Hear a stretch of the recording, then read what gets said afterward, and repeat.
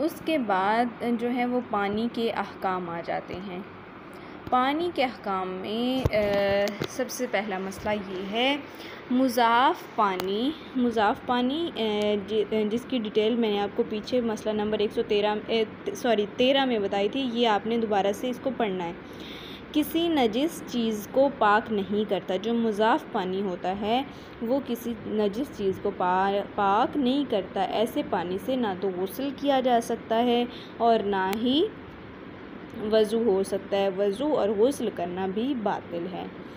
मुज़ाफ़ पानी की मिक़दार अगरचे एक कुर के बराबर हो, अगर इसमें नजासत का एक ज़र्रा भी पड़ जाए तो नजिस हो जाता है।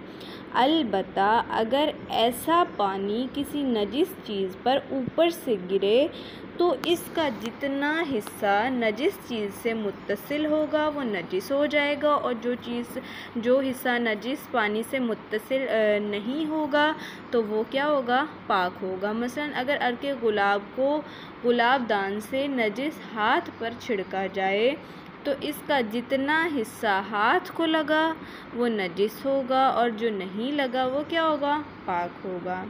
अगर वो मुज़ाफ़ पानी जो नजिस हो एक कुर के बराबर पानी या जारी पानी से यूँ मिल जाए कि बिल्कुल मिक्स हो जाए और फिर वो मुज़ाफ़ उसको ना कहा जा सके तो वो पानी क्या हो जाएगा, पाक होगा।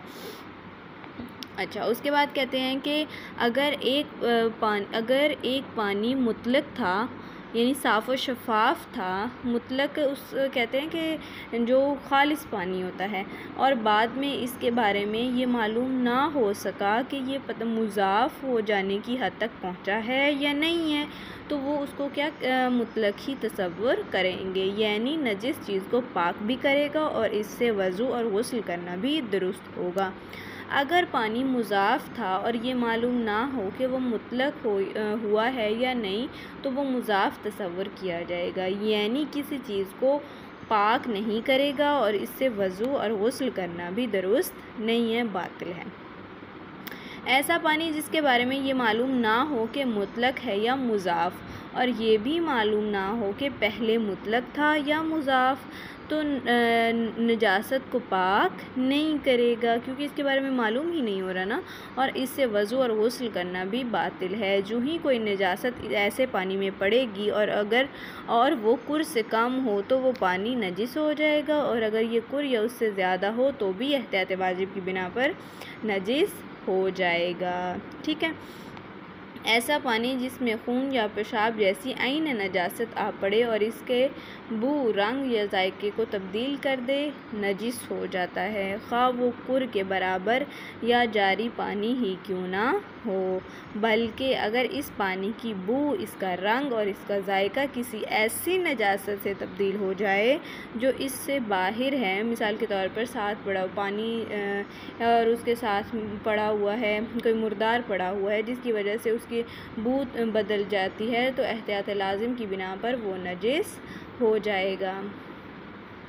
वो पानी जिसमें ऐन नजासत मसलन खून या पेशाब गिर जाए और इसकी रंग, बू और जायका भी तब्दील कर दे, अगर कुर के बराबर या जारी पानी से मुत्तसिल हो, या बारिश का पानी इस पर बरसे, या हवा की वजह से बारिश का पानी इस पर गिरे, या बारिश का पानी इसी दौरान जबकि बारिश हो रही हो पर नाले से इस पर गिरे, तो इन तमाम सूरतों में जो इसमें वाक़या शुदा तब्दीली है अगर वो ख़त्म हो जाती है तो यानी जब वो ख़त्म हो जाएगी तो उस वक्त वो पानी पाक हो जाएगा। लेकिन ज़रूरी है कि बारिश का पानी या कुर पानी या जारी पानी इसमें मिक्स हो जाए, ठीक है, और उसकी वो जब ऐन नजासत जो है वो ख़त्म हो जाएगी, उसका रंग, बू, जायका सब कुछ ख़त्म हो जाएगा, तो उस वक्त वो पानी क्या है, पाक हो जाएगा।